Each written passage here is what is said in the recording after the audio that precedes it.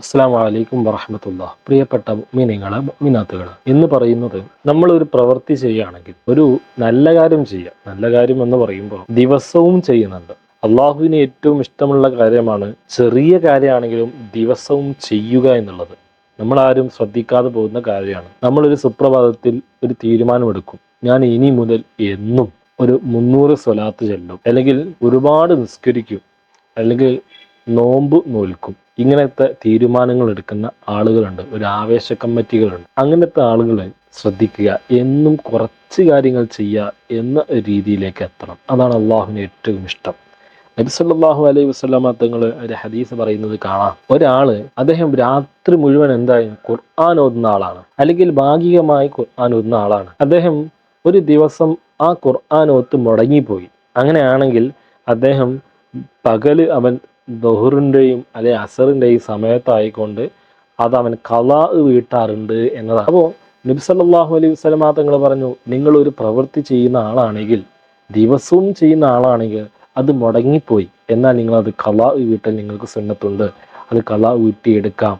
ഇപ്പോൾ എന്നും ഞാൻ എന്ത് ചെയ്യുന്നുണ്ട്, ഒരു 100 സ്വലാത്ത് ഞാൻ ചെല്ലുന്നുണ്ട് രാത്രി മഗ്‌രിബ് നിസ്കാരത്തിന് ശേഷം.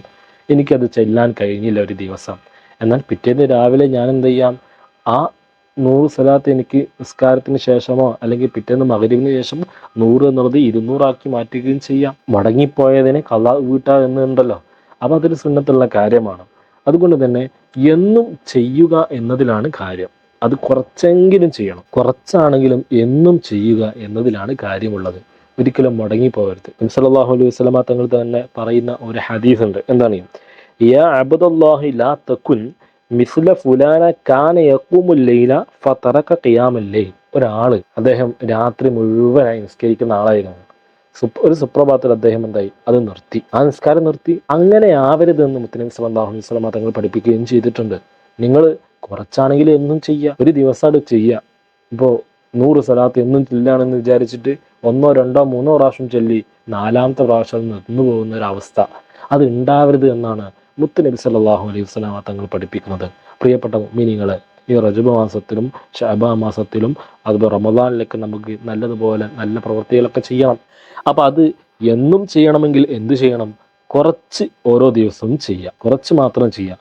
അത് എല്ലാ ദിവസവും ചെയ്യുമ്പോൾ അതിലൊരു മടി നമുക്ക് ഉണ്ടാവുകയില്ല, അത് മുടങ്ങുകയില്ല, അത് മടി ഉണ്ടാവില്ല, അത് മറന്നു പോവില്ല, ഈ കാര്യങ്ങളൊന്നും ഉണ്ടാവില്ല.